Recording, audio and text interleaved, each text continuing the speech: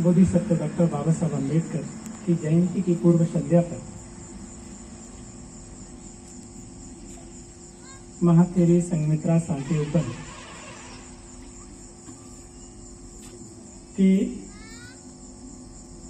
पूरी जो टीम है, पूरी कार्यकारिणी,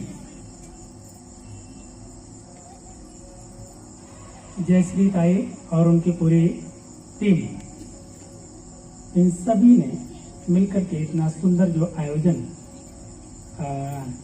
किया है, इसके लिए पूरी टीम बधाई की पात्र है। बहुत कम समय हुआ है इस टीम को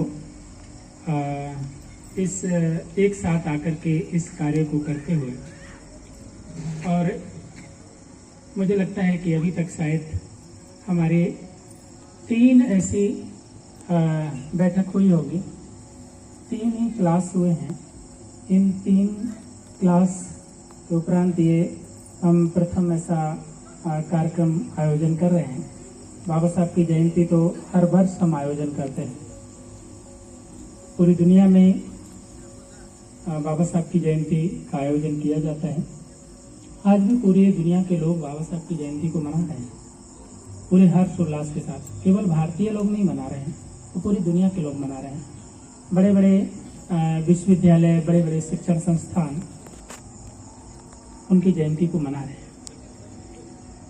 भारतीय लोग भी, भारत सरकार भी बाबा साहब की जयंती को बहुत ही व्यापक पैमाने पर इसको मनाते हैं। संघमित्रा शांति उपवन की इस जयंती उत्सव को हम लोग मना रहे हैं। संघमित्रा शांति उपवन जैसा कि नाम है कि ये शांति उपवन हम लोग यहाँ पर बनाने का काम कर रहे हैं। और संघमित्रा कहिए कि एक ऐसे ज्ञान के उच्चतम शिखर पर पहुंची हुई ऐसी भारतीय स्त्रियों के इतिहास में एक ऐसा श्रेष्ठ नाम है जहां पर महिलाओं को द्वितीय दर्जे पर सदैव रखा गया। आज भी ये पुरुष प्रधान संस्कृति में महिलाओं का जो स्थान है वह सेकेंडरी स्थान पर रखा जाता है। तो ऐसी जगह पर उन्हें ज्ञान मंच पर बैठने का अधिकार नहीं था और ना ही उन्हें ज्ञान प्राप्ति का अधिकार था। आप देखिए, हमारे जो वरिष्ठ पूर्वज लोग बैठे हुए हैं, जिनकी उम्र 60 और 70 के पार है, उनकी माताएं कितनी पढ़ी थी। उनकी माता स्कूल गई थी विद्यार्थियों के लिए, या फिर उनकी दादी स्कूल गई थी। उससे पूर्व की जो हम स्थिति देखते हैं, तो हम भारत के स्वतंत्र होने की जो पूर्व की स्थिति है उसे हम देखते हैं, तो उस समय तो जो भारत का सर्वहारा वर्ग है,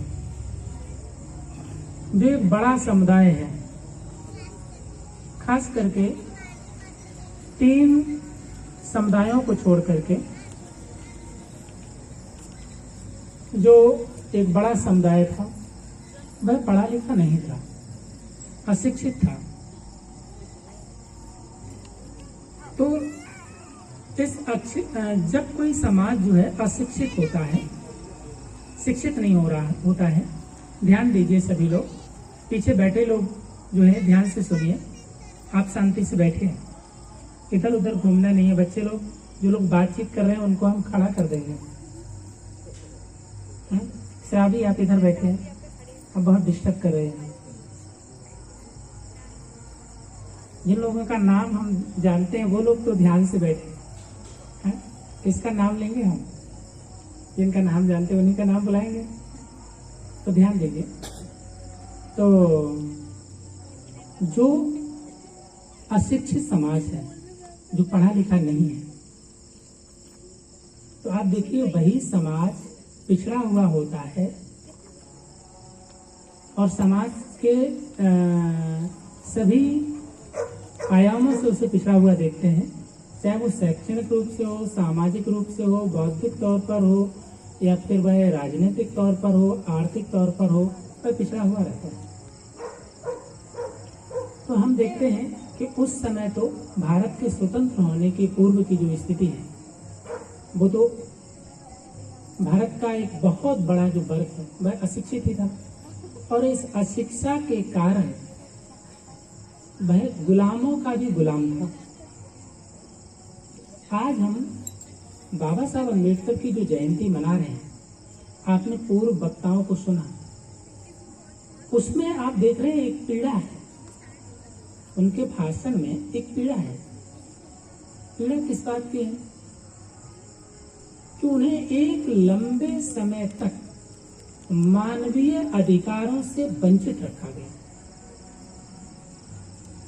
और आज हम जिनकी जयंती मना रहे हैं उनका स्मरण इसलिए कर रहे हैं, उन्हें आदर्श इसलिए मानते हैं कि उन्होंने भारतीय समाज के उस बहुसंख्यक वर्ग को, उसे ऐसा कह सकते हैं कि लगभग 90% वर्ग को उन्होंने जीवन जीने का एक नया मार्ग दिया।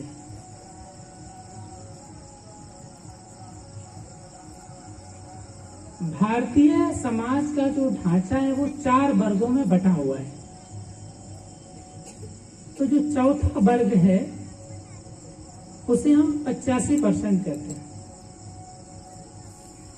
4 वर्गों में जो चौथा वर्ग है वो कितना परसेंटेज है? 85। लेकिन 85 ही नहीं, तो शेष जो वर्ग बचा है उसमें भी 5% जो गरीब और पिछड़े हैं, उनके बारे में भी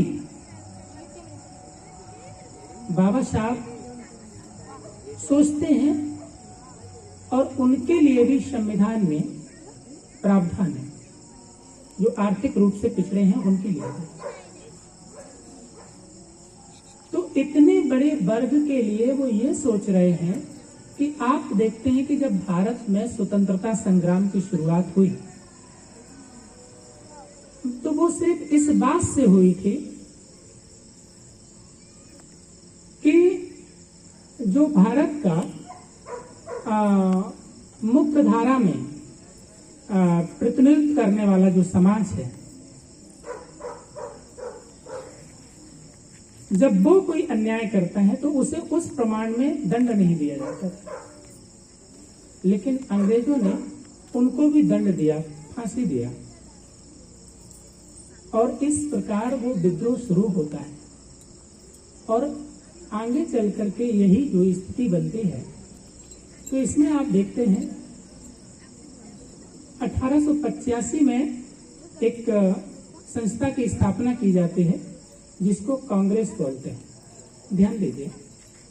और उसका गठन सिर्फ इसलिए हुआ था कि वह भारतीय समाज की समस्याओं को अंग्रेज सरकार के सामने रखे। इसके लिए उस संस्था के संस्थापक जो है एक अंग्रेज अधिकारी A.O. ह्यूम थे, और उसके अध्यक्ष जो है व्योमेश चंद्र चटर्जी थे। लेकिन आप देखिए ये संस्था निरंतर काम करती है, लेकिन इस संस्था का नेतृत्व करने वाला जो वर्ग है वह पिछड़े हुए लोगों को स्वयं भारत में ही उनके साथ गुलाम जैसा व्यवहार करता है, उन्हें डोमिनेट करता है, द्वितीय दर्जे का व्यवहार करता है। लेकिन वही अपनी समस्याओं को, अपनी आजादी को लेकर के वह सरकार के सामने बात रख रहा है। तो केवल इसे कहा इसलिए, पूरे भारतीय लोगों को ऐसा कहा गया कि उनकी समस्याओं को रखने के लिए, परंतु भारत में भी जो सबल वर्ग है उनकी ही बात को रखा जा रहा है। और भारत की जो आजादी है, जो आजादी का आंदोलन लड़ा जा रहा है, उसमें पूरा जो एक वर्ग है जो कांग्रेस के साथ रह करके इसको लड़ रहा है, उसे आप ध्यान से देखिए अगर आप अध्ययन करते हैं तो उनका भारत की आजादी में कोई देश आजाद हो, भौगोलिक जो टुकड़ा है भूमि का वो आजाद होना, या फिर इस भारतीय समाज के नागरिकों को भी वो आजादी मिले तब भारत आजाद होगा।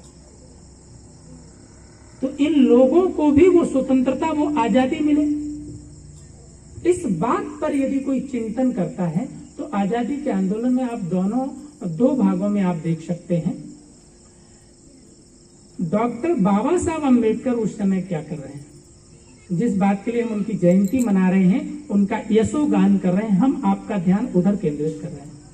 तो डॉक्टर बाबा साहब अम्बेडकर का चिंतन ये है, क्या भारत का जो आज का ओबीसी वर्ग है, जो एससी वर्ग है, जो एसटी है, ये भारत का एक बड़ा समुदाय है। क्या इस समुदाय का भी इस स्वतंत्र भारत में कोई अपना अधिकार होगा? क्या इन वर्गों का भी स्वतंत्र भारत की सरकार में अपना कोई प्रतिनिधि होगा? क्या इन्हें कोई अधिकार होंगे? वो इस बात पर चिंतन कर रहे हैं और इस बात के लिए इन लोगों को आजादी मिले, इस बात के लिए वह आंदोलन लड़ रहे हैं। केवल और केवल अंग्रेज भारत से चले जाएं ये हेतु नहीं है। ध्यान से समझिए आप, जो इतनी लंबी जो भी चर्चा हो रही है उसमें बहुत ही रहस्य की बात आपको बता रहा हूं, लेकिन इस पर ध्यान बाकी लोगों का नहीं है। बाकी लोगों का ध्यान सिर्फ इस बात पर है कि अंग्रेज मात्र भारत के बाहर चले जाएं। तो जो लोग ये प्रयास कर रहे हैं वो तो सिर्फ अंग्रेजों के गुलाम हैं, लेकिन जो ओबीसी, एससी और एसटी जो एक बड़ा समुदाय है, जिसे भारतीय समाज की संरचना में एक शब्द में कहें तो शूद्र, तो ये शूद्र वर्ग को सत्ता में भागीदारी न पूर्व में थी, अंग्रेजों के शासन में, मुगलों के शासन में, किसी भी समय शूद्र समुदाय सत्ता में नहीं है। तो सत्ता में शूद्रों की भी तो भागीदारी होनी चाहिए। तो भागीदारी कैसे हो? बाबा साहब का चिंतन इस बात पर है और इस बात के लिए प्रयासरत हैं। वो कहते हैं कि जो समाज पिछड़ा हुआ है सामाजिक, आर्थिक, बौद्धिक रूप से, सामाजिक तौर से, राजनीतिक तौर से, इस समाज का स्वतंत्र भारत में क्या अधिकार होगा, ये प्रश्न यदि कोई करता है तो वो डॉक्टर बाबा साहब अम्बेडकर करते हैं।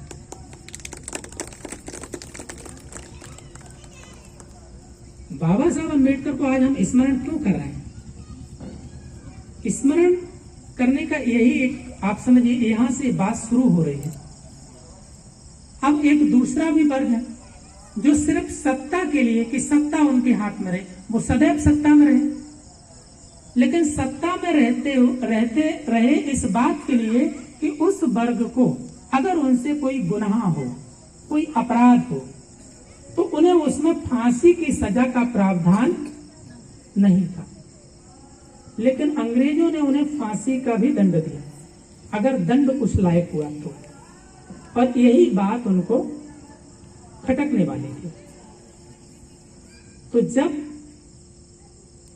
वह भारतीय बहुसंख्यक वर्ग के प्रतिनिधित्व के लिए वह संघर्ष कर रहे थे, उस संघर्ष में उनकी जो शुरुआत है अध्ययन के बाद, पहली शुरुआत महाड़ सत्याग्रह से होती है। अब महाड़ सत्याग्रह की जो शुरुआत है वो पानी कोई पीने लायक नहीं है, लेकिन गवर्नमेंट के अधिकार क्षेत्र में है और नियमानुसार उस तालाब में कोई भी व्यक्ति पानी पी सकता है, पानी को यूज कर सकता है। यह आधिकारिक तौर पर है, अधिकार नहीं था ऐसा कदापि नहीं, अधिकार था। लेकिन इसके बावजूद भी भारत में एक ऐसा समुदाय है कि अपने ही भारतीय लोगों के साथ जानवरों की तरह सलूक करता है। उसके पास ऊंचा और श्रेष्ठ होने का खिताब है, लेकिन उसकी नैतिक मूल्य इतने गिरे हुए हैं कि एक मनुष्य के साथ मनुष्य होकर के मनुष्यता का व्यवहार नहीं करता। उसके नैतिक मूल्य इतने गिरे हुए हैं, कहने के लिए वो भारत में श्रेष्ठ है, जबकि सबके लिए है। तो एक भारतीय व्यक्ति को, एक भारतीय व्यक्ति के साथ भारत में ही रह करके एक समुदाय के साथ ऐसा व्यवहार होता है जैसे वो किसी बाहर दूसरे गोले से आया हो।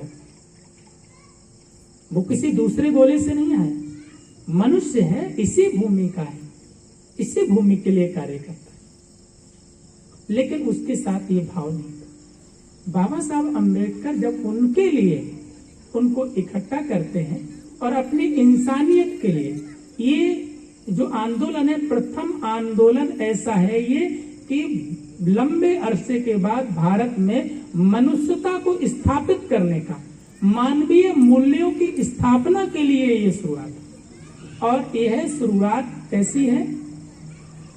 बिना रक्त की बूंद बहाए हुए ये क्रांति, बिना किसी को नुकसान चोट पहुंचाए हुए ये कार्य की शुरुआत की जा रही है।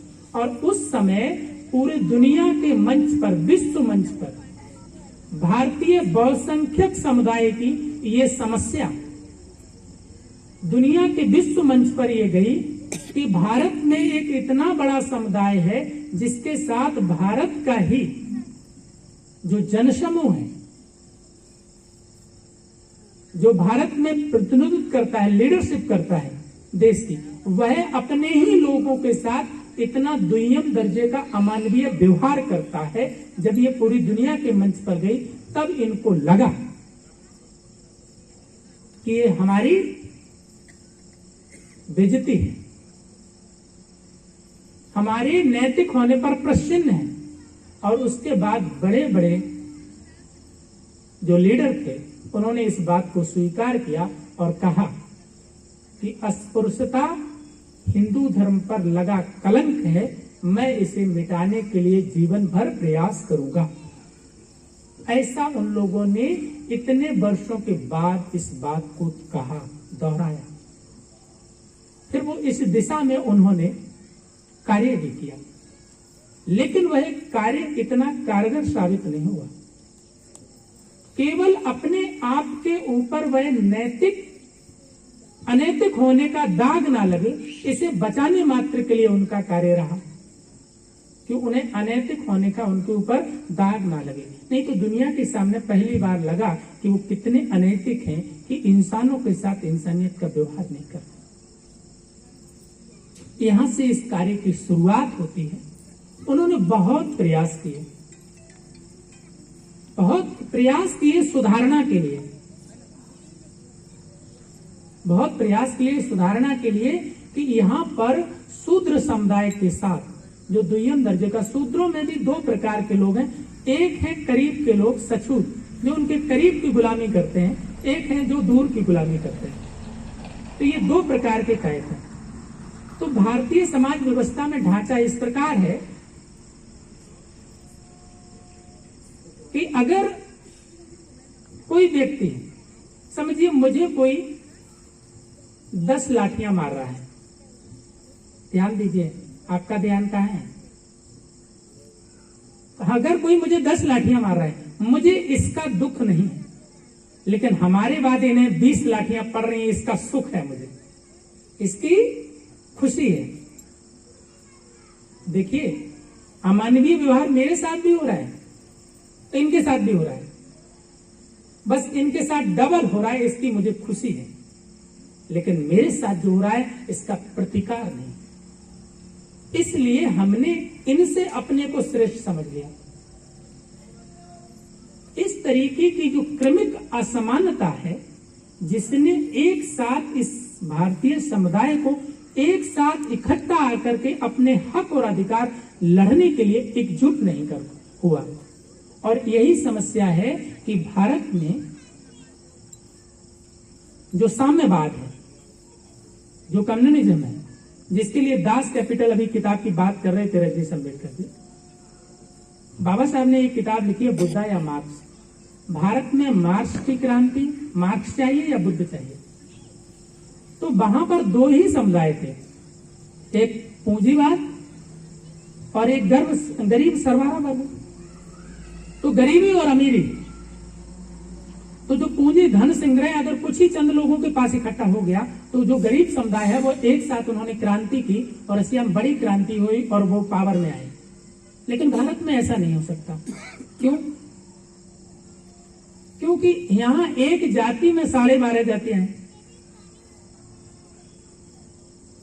तो यहां पर हर जाति अपने आप में राष्ट्र है। तो वह अपने हक और आंदोलन के लिए एक साथ आंदोलित नहीं होगा, क्योंकि वो इतने टुकड़ों में बटे हुए हैं। कमाल की बात सिर्फ इतनी है, आप समझिए कि केवल 4 वर्णों में केवल शूद्र बटा हुआ है और ये 3 लोग बटे हुए नहीं हैं। इनका प्रमाण पत्र इसी नाम से मिलता है। इन तीनों के जो नाम है उसी से इनका प्रमाण पत्र मिलेगा, लेकिन शूद्रों का प्रमाण पत्र अलग अलग नाम से मिलेगा। जब इन 3 का प्रमाण पत्र इन तीनों के उसी नाम से मिल सकता है, तो पूरे शूद्र समाज का जाति प्रमाण पत्र शूद्र नाम का होना चाहिए। सिर्फ एक ही नाम से होना चाहिए, शूद्र समाज, शूद्र नाम से। लेकिन आपका जाति प्रमाण पत्र शूद्र नाम से जिस दिन हो जाएगा, उस दिन डर यह है कि आप सत्ता में बैठ जाएंगे, क्योंकि सबसे पावरफुल आप हो। समझ रहे? तो आपका प्रमाण पत्र जो है वह शूद्र नाम से क्यों नहीं है? क्योंकि आप में भी इस तरीके का क्रमिक असमानता है। बाबा साहब अंबेडकर को इसी ढांचे को समझने और इससे ऊपर उठ के कैसे काम करें, तो इस समाज को इकट्ठा लाना ये बड़ी संघर्ष की बात थी और ये बहुत ही अति दुर्लभ काम रहा। और इसके लिए 1936 में जात पात तोड़क मंडल जो बनाया और उसमें बाबा साहब को वक्तव्य के लिए बुलाया, तो पहले उनका कहा गया कि भाई पहले भाषण लिख के भेजिए, बोलेंगे क्या। और जब लिख के भेजा तो उन्होंने कहा कि ये बातें आपको बदलनी पड़ेंगी, आपका भाषण बहुत अच्छा है। लेकिन बाबा साहब बोले नहीं, अगर ये बातें बदल देंगे ऐसा हो जाएगा जैसे किसी शरीर से प्राण निकल गया हो। मेरे तो इस पूरे व्याख्यान का प्राण ही निकल जाएगा। आपने मुझे ये सम्मान दिया था, मुझे पहले ही डाउट थी कि इस सभा का आपने मुझे अध्यक्ष चुना, लेकिन बाबा साहब ने जब ये नहीं बदला तो उन्होंने वो बस सभा ही कैंसिल कर दी। नाम क्या था? जात पात तोड़क मंडल, है ना। और उसमें मुख्य मार्गदर्शक की भूमिका में गांधी जी थे। अब मैं एक और बात कह के रुकूंगा।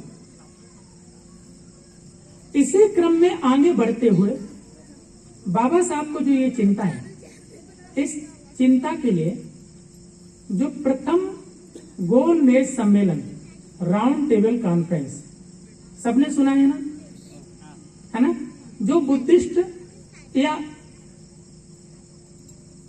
अंबेडकर विचारों के लिए नए विद्यार्थी के रूप में यहां बैठे हुए, खास करके मैं उनकी तरफ ध्यान केंद्रित करता हूं कि वो अपना ध्यान इधर केंद्रित करें।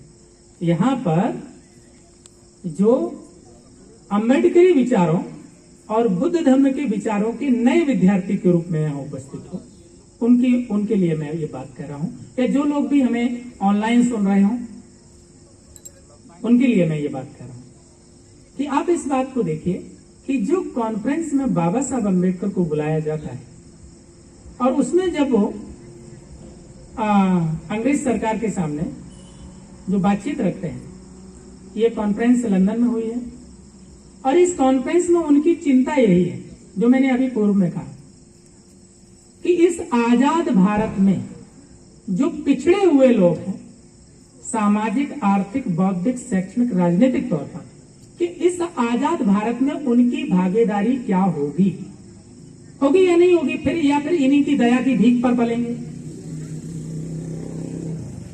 ये उनकी चिंता है। तो देखिए, सच में भारत की आजादी का आंदोलन कौन लड़ रहा है? भारत आजाद तब होगा जब इस देश के नागरिक आजाद होंगे और इनका उत्थान होगा, तभी तो भारत का उत्थान होगा, या फिर भारत का भौगोलिक टुकड़ा मात्र। तो आप देखिए, देश जो है वो भौगोलिक टुकड़ा है भूमि का, और जो राष्ट्र है वो लोगों से बनता है। और लोगों के उत्थान से ही देश और राष्ट्र का उत्थान होता है। और उन्हें स्वतंत्र भारत में यदि कोई अधिकार ना हो, वो सिर्फ किसी की दया की भीख पर पल रहे हो, तो ऐसी आजादी का क्या मूल्य होगा? ये डॉक्टर अंबेडकर की चिंता है। तो उसमें वह 4 अधिकार यहां के लिए, लोगों के लिए लेके आते हैं। मैं पूछूंगा, आपको ध्यान दीजिए कि कौन से 4 अधिकार। बहुत सारे लोगों को इसकी चर्चा तो करते हैं, लेकिन उन्हें मालूम नहीं कि राउंड टेबल कॉन्फ्रेंस में हुआ क्या, किसके लिए ये पूरी लड़ाई है। ये बच्चे लोग चर्चा मत करिए, बातचीत मत करिए, बैठना है तो बैठिए, नहीं तो यहां से चले जाइए। तो 4 अधिकारों की बात करते हैं। प्रथम अधिकार, जो ये बच्चे लोग बैठे हैं वो लिख भी सकते, लिखें इस बात को, नोट करें। वो 4 अधिकार क्या है? जनसंख्या के अनुपात में पृथक प्रतिनिधित्व। जनसंख्या के अनुपात में पृथक प्रतिनिधित्व। भारत के जो समुदाय हैं, उन समुदायों की जितनी संख्या है उतने प्रतिनिधि होने चाहिए। पहला अधिकार होना चाहिए। भारत की स्वतंत्र सत्ता में, स्वतंत्र होने में उनका अधिकार होना चाहिए। इसका मतलब ऐसे समझ लीजिए कि जैसे 100 लोग हैं तो 100 को बराबर 1-1 रोटी मिल जाए, अगर 100 रोटियां हैं तो। लेकिन अगर सबको 1-1 बराबर नहीं मिलती है तो बराबर की भागीदारी नहीं है, तो बराबर की भागीदारी नहीं है। तो जनसंख्या के अनुपात में पृथक प्रतिनिधित्व, उन्हें प्रतिनिधि उनका होना चाहिए संसद में, उनकी संख्या के हिसाब से। दूसरा अधिकार क्या है? पृथक निर्वाचन प्रणाली। तीसरा वयस्क मताधिकार, 18 साल का जो आज वोट देने का अधिकार है, और 2 वोटों का अधिकार। ये विषय थोड़ा सा बड़ा है। कभी मैं जो क्लासेस ले रहा हूं, मेरी महीने की जो मीटिंग होती है जिसमें हमारा जो है प्रशिक्षण का कार्यक्रम होता है, उसमें हम ये पढ़ाने वाले हैं। असल में पूना पैक्ट जिस समय हम पढ़ाएंगे उस समय ये बातें आपको हम पढ़ाएंगे विस्तार से। लेकिन इसमें एक बात को आप समझ लें। प्रथम जो है जनसंख्या के अनुपात में पृथक प्रतिनिधित्व। इसका मतलब है कि जैसे उस समय जो ओबीसी वर्ग है वो 52% है, तो 52% लोगों को 52 रोटियां दे देनी चाहिए, ताकि वो अपने ग्रुप में 1-1 अपना बांट लें, बराबर हो जाए उनको। जो एससी समुदाय है वो 17%, तो उसको भी उसका अधिकार, एसटी समुदाय को अपना। तो ऐसे ये पूरा विभाजन 85 तक का इनको हो गया। अब जो 15 बचा उसको भी 15 दे दिया जाए। उनके हक और अधिकारों को छीनने की बात नहीं हो रही, सबको बराबर देने की बात हो रही है, जनसंख्या के अनुपात में पृथक प्रतिनिधित्व। लेकिन जो पूना पैक्ट हुआ कि इन 4 मूल्यों का विरोध किया, इन अधिकारों का भारत में जो बहुसंख्यक वर्ग है इसके अधिकारों को जो सुरक्षित करने की लड़ाई बाबा साहब ने लड़ी, जिनको लेकर के आए, इस बात का विरोध किया किसने? महात्मा गांधी जी। और इसके लिए वो उपवास पर बैठ गए कि अगर इन्हें वापस नहीं लेते तो मैं अपने प्राण त्याग दूंगा, और अगर मेरी हत्या होती है, मेरी मृत्यु हो जाती है, तो इसका आरोप किस पर होगा? डॉक्टर अंबेडकर पर। अब देखिए ये उपवास किस प्रकार का है। लोगों के जो हक अधिकार हैं वो कह रहे हैं कि हमें ऐसी आजादी नहीं चाहिए जिसमें शूद्रों को अधिकार मिले। क्या कह रहे हैं? ऐसी आजादी मुझे नहीं चाहिए जिसमें शूद्रों को अधिकार मिले, और इसलिए इसका विरोध होता है।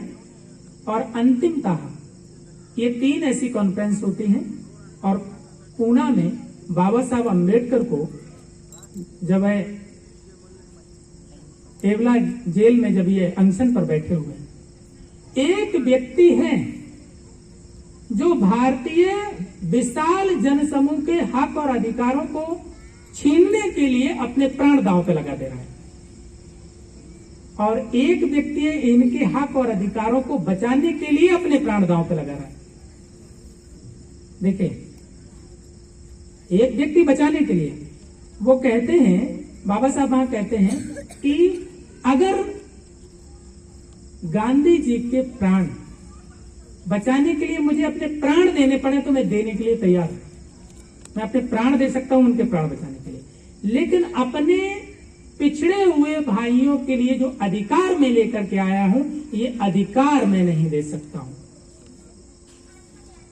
मैं ये अधिकार नहीं दे सकता हूं। तो जब उन लोगों को जान लेते हैं कि ऐसे अम्बेडकर नहीं सुनेंगे, तो ग्रामीण भाग में इतने पिछड़े हुए गरीब लोग थे, उनको जब सताया जाने लगता है, उनकी झोपड़ियों को जला दिया जाता है, उनके साथ अत्याचार होता है, और वो पूछते हैं कि जब वो लोग ही नहीं रहेंगे तो ये अधिकार किसके लिए आप रखेंगे। तो बाबा साहब को बेबस होकर के जब इस पर हस्ताक्षर करना पड़ता है तो वो रोते हुए अपने रुधिर कंठ से कहते हैं, जो रसदार फल मैं अपने भाइयों के लिए लाया था उसका रस गांधी जी ने चूस लिया है और उसका छिलका मेरे मुंह पे मारा है। क्या किया है? उसका छिलका मेरे मुंह पर मारा है। और ये छिलका क्या है? ये छिलका है रिजर्वेशन। ये छिलका क्या है? ये छिलका रिजर्वेशन है। आप देखिए, छिलका भी यदि आपके हाथ में है तो प्रतिद्वंदियों को पीड़ा है। आपके हाथ में क्या है? रसदार फल नहीं रहा, क्या बचा? छिलका। अब वो छिलका क्यों कहा? छिलका इसलिए कहा कि देखिए, जो 52% ओबीसी समुदाय है उसका आरक्षण 52% होना चाहिए, लेकिन उसको 27% है। तो जो 85% वर्ग है उसका परिणाम क्या है, दुष्परिणाम क्या है रिजर्वेशन समझौते का, पूना समझौते का, पूना करार का, कि 85% जो वर्ग है उसको 100 रोटियों में आधी कम 50 यानी कि 49.5 49.5 रोटियां मिली। किसके? 85% समुदाय को, यानी 85 लोगों को। कितनी? पूरी 50 भी नहीं, 50 में भी आधा कम। और जो 15% समुदाय है उसको कितना? 50 और एक हाफ, है ना? तो आप समझिए, आधे से अधिक जो अधिपत्य है वो किसके हाथ में गया? जो सिर्फ 15% की भागीदारी रखते हैं। इस बात को स्कूलों और विद्यालयों में हम देखते हैं कि हमारे जो विद्यार्थी हैं, जो ओबीसी समुदाय के विद्यार्थी हैं,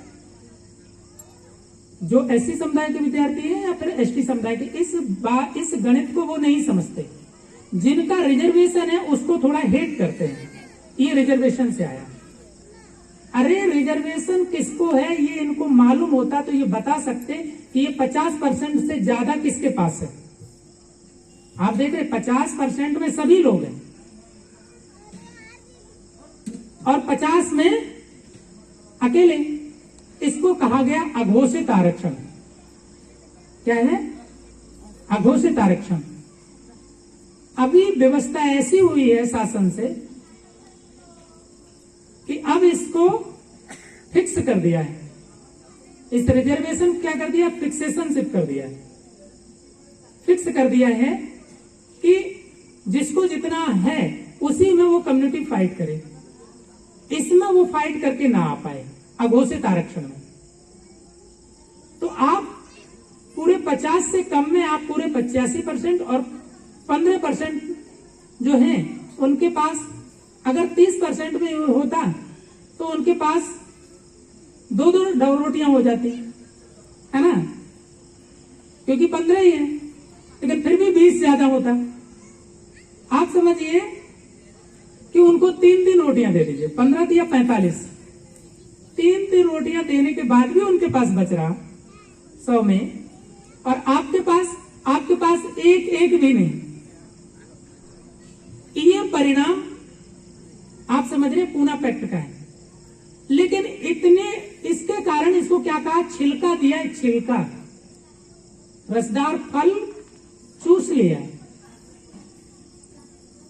अब इस रहस्य को हमारा बड़ा समुदाय जो है, जिसके अधिकारों का हनन हुआ, जिसको ओबीसी कहा, इस कैटेगरी को भी आप समझ लें कि सबसे पहले वो चिंतन कर रहे हैं उस समाज का जो समाज की मुख्य धारा से दूर है। बाबा साहब की चिंता क्या है, जो पिछड़ा हुआ वर्ग है उसको समाज की मुख्य धारा में लाना। तो सबसे पिछड़ा कौन है, जो जंगलों में रहता है, जिसे कपड़े पहनना भी नहीं आता, जानते ही नहीं कपड़े क्या होते हैं। सबसे पहले एसटी समुदाय का विचार किया और उनका प्रावधान किया। उसके बाद दूसरा समुदाय बनाया एसटी। तो एसटी का मतलब शेड्यूल्ड ट्राइब। ट्राइब मतलब यहां से वहां बस जाते आते रहते हैं, ट्रेवल करते रहते हैं। एक ऐसा शेड्यूल बनाया, एक ऐसी सूची बनाई कि जो घुमंतु जातियां हैं उनके मुख्य धारा में लाने का क्या प्रावधान है। और दूसरा शेड्यूल कास्ट, जो समाज की मुख्य धारा में तो है लेकिन पिछड़े हैं, सामाजिक, आर्थिक, शैक्षणिक, बौद्धिक तौर पर पिछड़े हैं, मुख्य धारा में रहते हुए। तो उसमें क्या, आज का जो ओबीसी है उसके लीडर उस समय हुआ करते थे पंजाब राव देशमुख, और बिहार से थे आरएल चंदापुरी साहब। आरएल चंदापुरी साहब तो उसके लिए अपने हक अधिकारों के लिए बाबा साहब को मिल रहे थे। बाबा साहब ने कहा आप लिखित दीजिए, उन्होंने लेटर दिया अपने इस बात के लिए, लेकिन वहीं पर पंजाब राव देशमुख जी विरोध कर रहे हैं। वो ये विरोध कर रहे हैं अपने समुदाय को समझाने के लिए कि डॉक्टर अंबेडकर आपको अछूत बना रहा है और मुझे ये प्रावधान नहीं चाहिए। विरोध के बावजूद भी बाबा साहब अंबेडकर उनकी अज्ञानता पर करुणा करते हैं, दया करते, कहते बेचारे अभी अज्ञानी है, नहीं समझेंगे। आरएल चंदापुरी साहब के निवेदन पर वह इनके लिए भी प्रावधान करते हैं और इसलिए फिर एक अलग सूची बनानी पड़ती है, एक शेड्यूल कास्ट जिसमें इनको रखते हैं, और फिर एक इनके लिए भी अलग सूची बनाती है जिसको कहते हैं ओबीसी। पहले ओबीसी नहीं था, तो फिर सोचा कि ये ओबीसी कहां से आ गया। बोले ये है अदर बैकवर्ड क्लास, ये अन्य पिछड़े हुए लोग हैं। ये तो पिछड़े हुए थे ही, लेकिन ये भी पिछड़े हैं। बस फर्क इतना है कि कुछ लोग दूर से गुलामी करते हैं, लेकिन कुछ लोग हैं जो घर के अंदर गुलामी करते हैं। जैसे उनको सब्जी ला करके देना, सब्जी के लिए काम करना, उनके यहाँ पानी भरना, उनके यहाँ कपड़े धुलना, बाल काटना। अब बाल काटेगा तो स्पर्श तो करेगा ही, लेकिन है ये भी गुलाम। ऐसा नहीं है कि बाल काटने वाले को राजा बनाया गया हो, सत्ता में अधिकार हो, ज्ञान प्राप्ति का। कोई बाल काटने वाले का नाम उसने कोई बड़ा ग्रंथ लिखा हो, ऐसा कभी सुना इतिहास में? बाल काटने वाला बड़ा ज्ञानी हुआ हो, समझ रहे हैं? तो ये समुदाय किससे, ज्ञान से वंचित है, तो ये भी पिछड़ा हुआ है।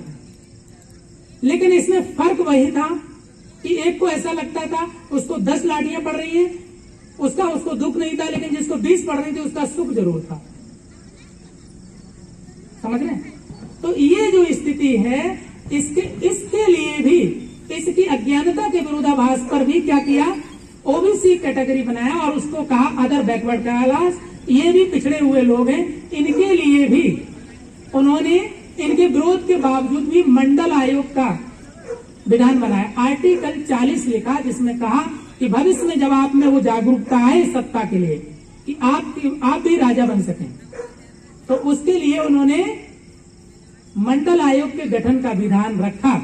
और जो बीपी सिंह की सरकार में मंडल आयोग का गठन होने के बाद 27% जो रिजर्वेशन ओबीसी समुदाय को मिला, ये बाबा साहब की उस कलम की देन है।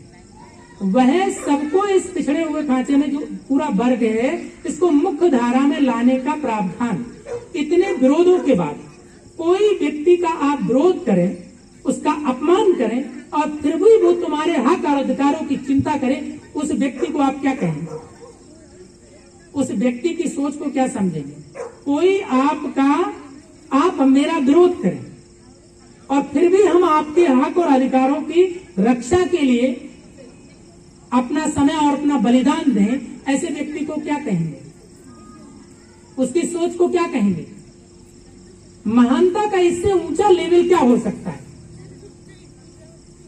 इससे ऊंचा लेवल क्या हो सकता है कि कोई आपकी अज्ञानता पर भी करुणा कर रहा है और इस बात का इंतजार कर रहा है कि कभी तुम्हें जब समझ आएगी तब तुम इसको समझ पाओगे और तुम अपने हक और अधिकारों से वंचित नहीं रहोगे।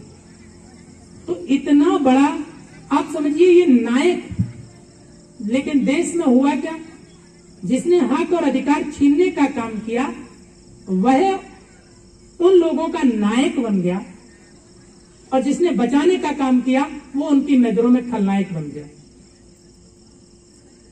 क्या समझ बैठे? नायक को खलनायक समझ बैठे और खलनायक को नायक समझ बैठे। लेकिन ये गलती उनकी भी है जो प्रचारक हैं। उन्होंने इस बात को सही से बाबा साहब अम्बेडकर के विचारों को सही से,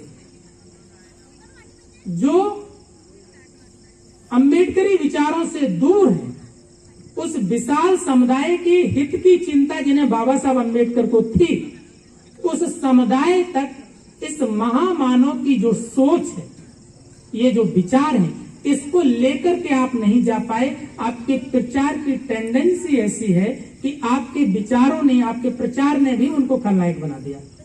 एक ऐसी छवि निर्माण की कि उनको भी प्रतिद्वंदी के रूप में एक खलनायक की छवि में खड़ा कर दिया। तो आप ये बात कहीं ना कहीं समझा पाने में अदर समुदाय को कि वो कैसे आपके हित के लिए, आपके विरोध के बाद भी इतने ऊपर लेवल का सोचते हैं।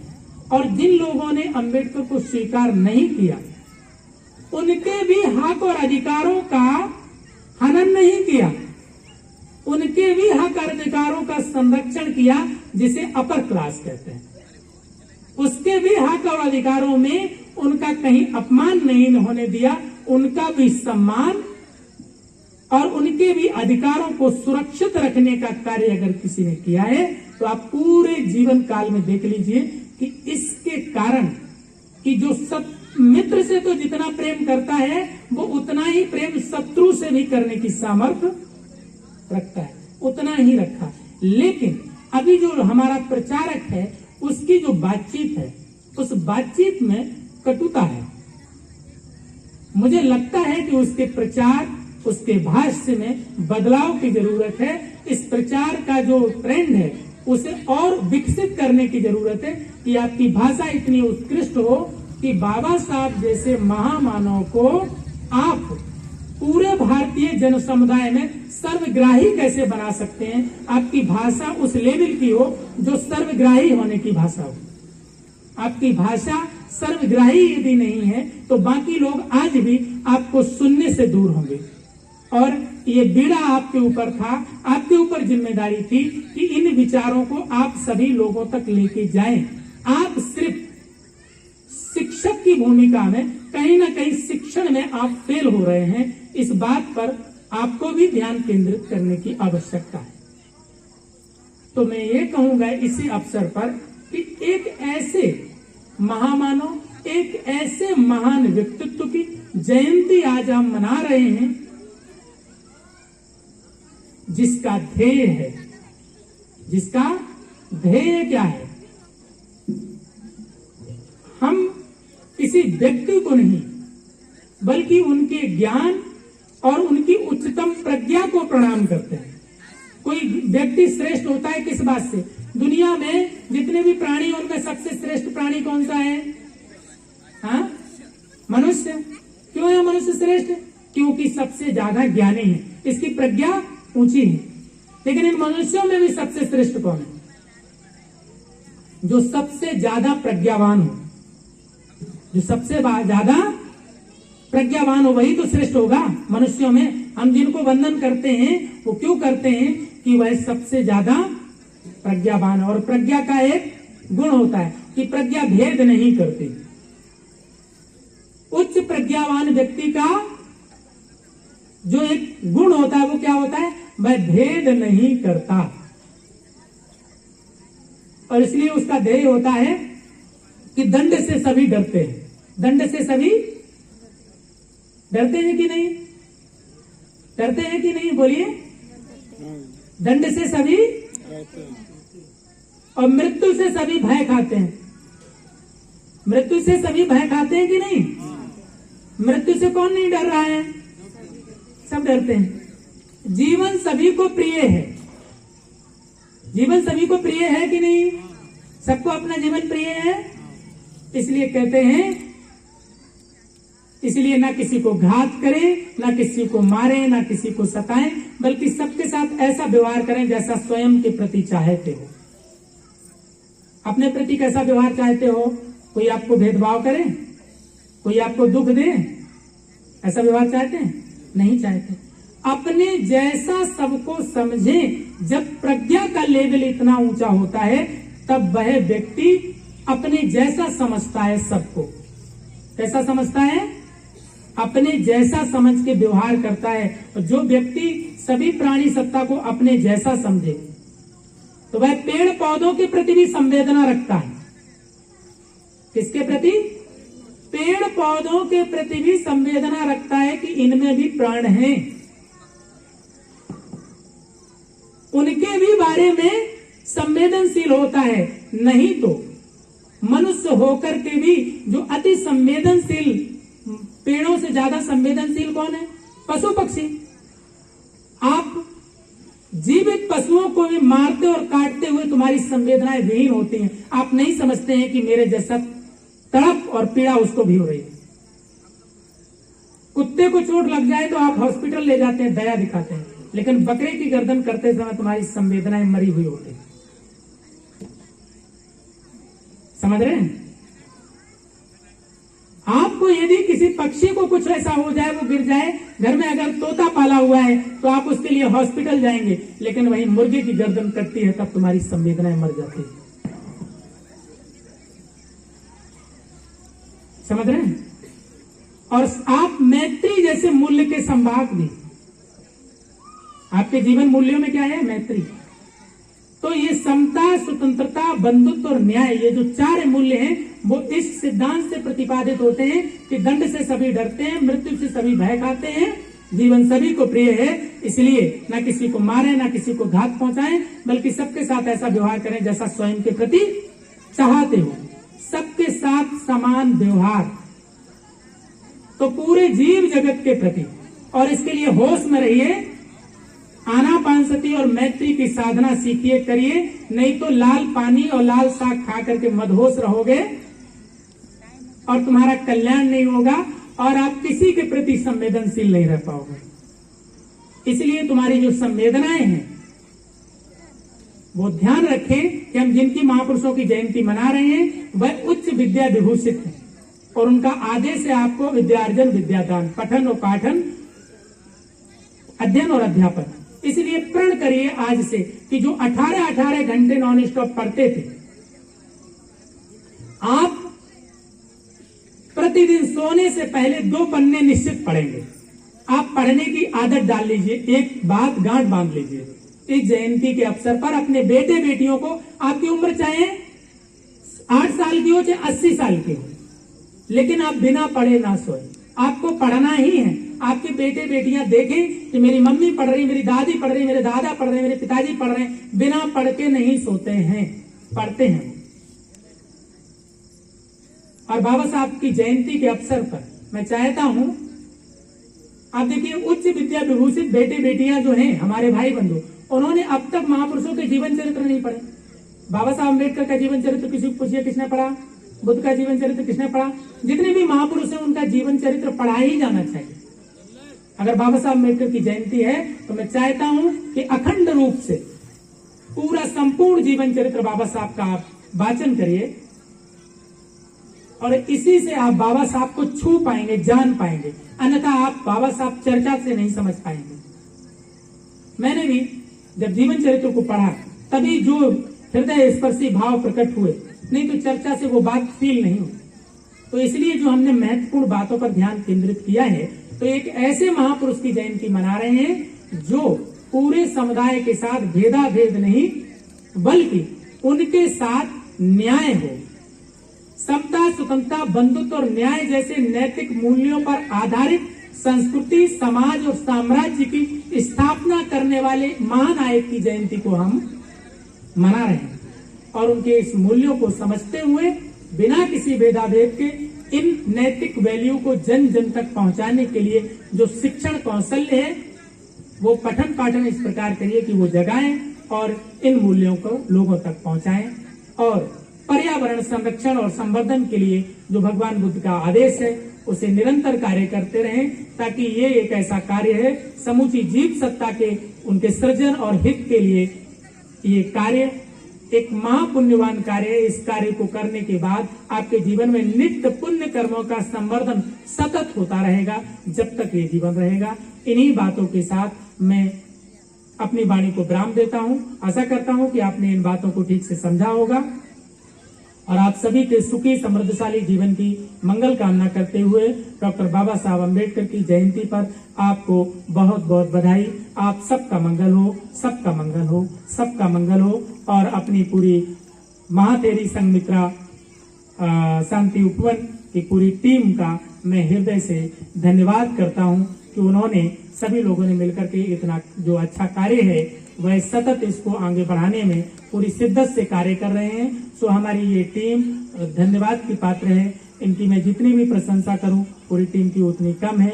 मैं चाहता हूं, अपनी टीम से ऐसी आशा करता हूं कि आप सतत ये सर्व कल्याण और सर्वजन जो है हिताय का जो ये ध्येय है, सभ्य सत्ता सुखी होन्तु का जो ध्येय है, इसी ध्येय वाक्य के साथ इस काम को सतत आगे बढ़ते रहें। इसी के साथ आप सबको भी बहुत बहुत मंगल कामना, बधाई, धन्यवाद।